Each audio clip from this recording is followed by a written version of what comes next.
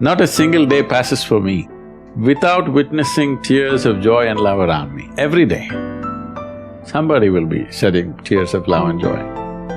I don't think there's a better way to live in this world And all of us should strive to create our own circles of joyfulness and pleasantness around us. Because if you're not joyful by your own nature, if you're always going around with the fear of suffering, as long as fear of suffering is there within you, you will never walk your life with full stride. It'll always be half a step. Most human beings have crippled themselves simply because of fear of suffering. What will happen to me is always the question. Whatever happens, this is how I will be. If this assurance comes to you, only now you will want to scale the peaks of life and see, what about it? If it happens, makes no difference to you. If it doesn't happen, makes no difference to you. That's when you would like to really explore every dimension of life. So first and foremost thing is this, that your way of being is not determined by what's around you. If you bring this one aspect to you, there is no fear of suffering. Once there is no fear of suffering, you will traverse the breadth and length of this life without hesitation. When it comes to what you want to do, you must think clearly, it's very important.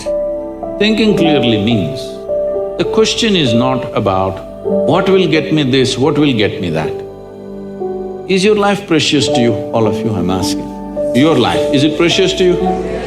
So before you invest this life into something, you must look whether today if I invest my life into this, after 25 years, will it still mean a lot to me? After 50 years, will it still mean a lot to me? At the end of my life, if I turn back and look, will I be proud of this or will I be ashamed of what I'm doing right now? Doesn't matter what other people say. But you should not do anything that you will feel ashamed of, isn't it so? Huh? It doesn't matter, people say so many things. Everybody has an opinion, it's their business. But you don't do something that you will feel ashamed of, isn't it? Then you're turning against yourself. Somebody turns against you, you can leave them and go somewhere else. If you turn against yourself, you'll have to live with it forever. So, this is all you have to look at it. Something will get you money, something will get you comfort, that's not the point. What you choose to do, will it give you a life? When I say give you a life, are you just trying to make a living or are you trying to make a life out of this? It's important. Making a living is not an issue. A worm, an insect, a bird, an animal, all of them are making their life, making a living, isn't it so? They're even making a life out of it, but definitely they're making a living. So making a living with such a big brain is not an issue. Earning your food is not an issue, making a living is not an issue. Only problem is you want to live like somebody else, that's an endless problem.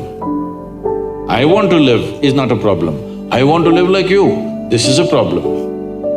So, it is important, if you consider your life as a precious life, you must make sure you make a wonderful life out of this. If your friend does not do well, you'll feel sad about it. If he does very well, you'll feel very sad about it. So you have fixed yourself in such a way, whichever way you cannot be happy. You're in a self-defeating mode. No matter what happens, you will not be happy. If you want to understand what I'm saying, you go and stand out on one of the main streets in Bangalore city. Leave the poor people who are selling kadlekai on the street side, leave them. Only look at those BMWs, Mercedes and Maseratis and whatever is going around in Bangalore city. Only look at the dream cars, okay? Because many of you may have dreams also of this. Just look at all these people. You think they are in a profusion of joy, driving this car like that? No. Only in case it's a stolen car, you see the joy. Otherwise, no. So success has not brought joy to them. If they're failed, of course they're frustrated. Because the very mode of approach is like this. If this mode of approach comes, whichever way, it's not going to work. Because it's not even about you. It's always about somebody here. It's never about you. The simple thing is this, see, if your joy, your sadness, your happiness, your misery is determined by something or somebody around you, the chances of you being joyful in your life is remote. Yes or no? Is it true that human experience is created from within? Hello? Hello? I'm asking all of you.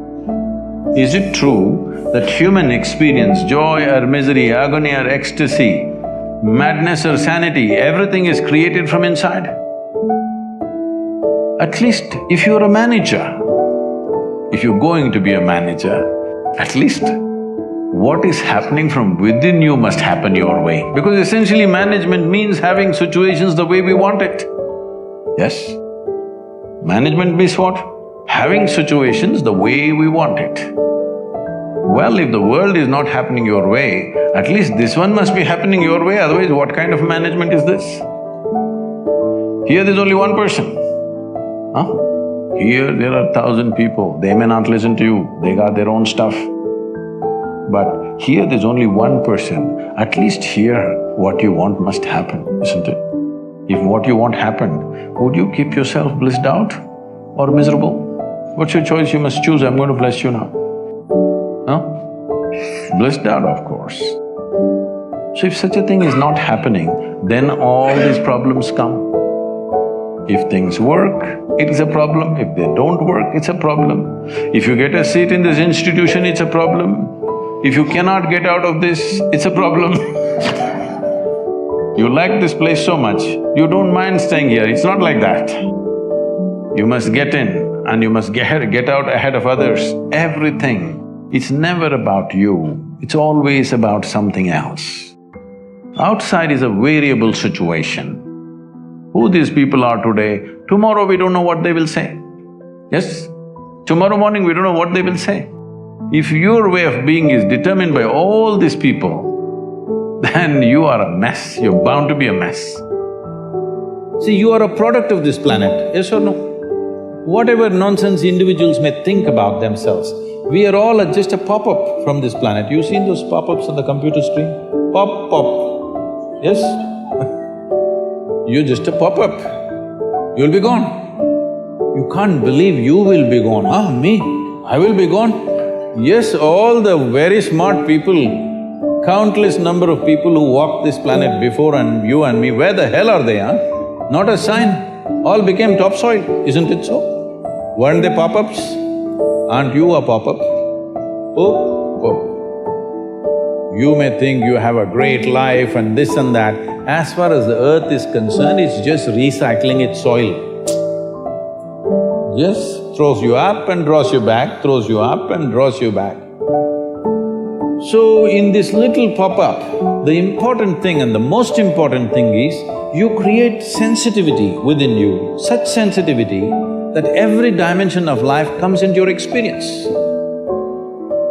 Before you fall dead, is it not important you experience this life in this fullest possible scale? Yes or no? Experience means people think we must party every day. No, same damn thing how many times you will do. There is much more for the human life to explore. You must become sensitive. When I say sensitive, because the word sensitive is used in the wrong way, in the sense, when people say, oh, she's very sensitive, we are supposed to understand, she will get hurt for just about anything.